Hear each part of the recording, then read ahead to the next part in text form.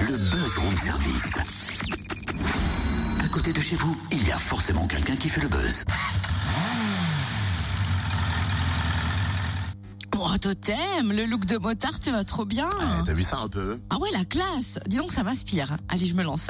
Il portait des culottes, des bottes de moto, un blouson de cuir noir avec un aigle sur le dos. Ouais, bah si j'avais su, tu vois, j'aurais évité le délire. Oh, ça va, je chanterai plus, oula. Si c'est bien les femmes, tout de suite tu prends la mouche. Bon, j'imagine que t'as compris pourquoi j'ai mis cette tenue. Ah oui, évidemment. C'est un clin d'œil à un motard pas comme les autres, un citoyen européen, dit-il.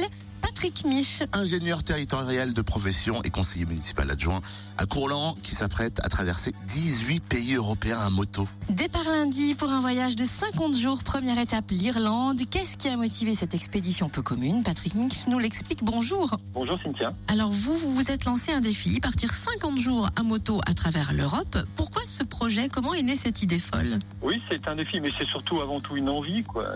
Cette idée est née... Bon, je l'avais sans doute dans un coin de ma tête, comme beaucoup de virus, et c'est en 2015 que ça s'est déclenché vraiment d'une façon concrète, puisque 2015, bon, comme tout le monde, on l'a vécu, je l'ai vécu un petit peu difficilement, avec notamment, ça a commencé difficilement avec l'attentat à Charlie Hebdo, et puis bon, avec une récidive le 13 novembre tout aussi dramatique, et puis entre-temps, il y a eu des élections européennes qui ont vu une percée notable du populisme et d'une tentation du repli sur soi. Et moi, j'ai eu envie, voilà, d'aller voir cette Europe. Et si ma petite aventure, mon petit voyage pouvait être autant de messages, je dirais, à l'intention de mes concitoyens sur le fait que l'Europe, c'est avant tout, je dirais, un territoire merveilleux où il y a des gens fabuleux, on peut faire des rencontres exceptionnelles, il y a une culture, il y a une histoire. Donc voilà, c'est un petit peu comment est née cette aventure, cette idée de voyage, c'est à ce moment-là et c'est dans cet objectif-là, quoi. Et comment on se prépare à ce genre d'aventure? Oui, c'est vrai qu'on s'y prend un petit peu à l'avance. Bon, il faut préparer bien sûr la mécanique et la moto. Il faut préparer un petit peu le bonhomme aussi, le cavalier, donc physiquement, musculairement, psychologiquement.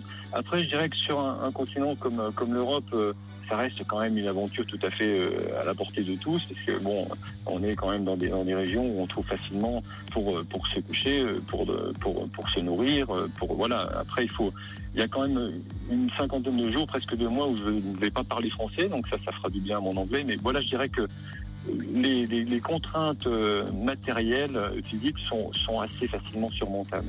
Vous partez seul? Je pars tout seul, oui, parce que je crois que c'est la meilleure façon, justement. L'objectif étant de faire un maximum de rencontres, je crois qu'en partant seul,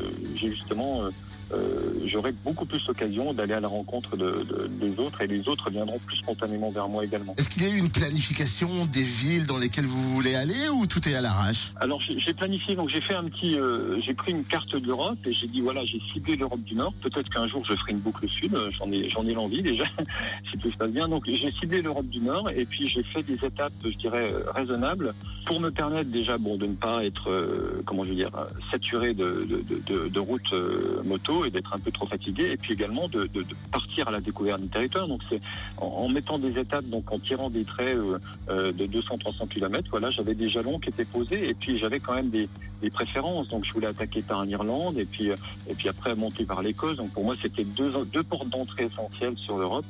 Et puis après donc tous les pays du Nord. Donc voilà, j'ai fait vraiment mon itinéraire, et puis en fonction de ça, j'ai mis des jalons sur des villes qui me semblaient être intéressantes. Et pour l'instant, je n'ai pas, je vais partir un petit peu à l'aventure là pour le coup sur la plupart du parcours, parce que je n'ai réservé du couchage que sur les 2 premières étapes, quoi. Eh ben merci Patrick Mich, et puis surtout bon voyage. On pourra donc suivre son périple sur les réseaux sociaux, Facebook, Twitter et puis Instagram.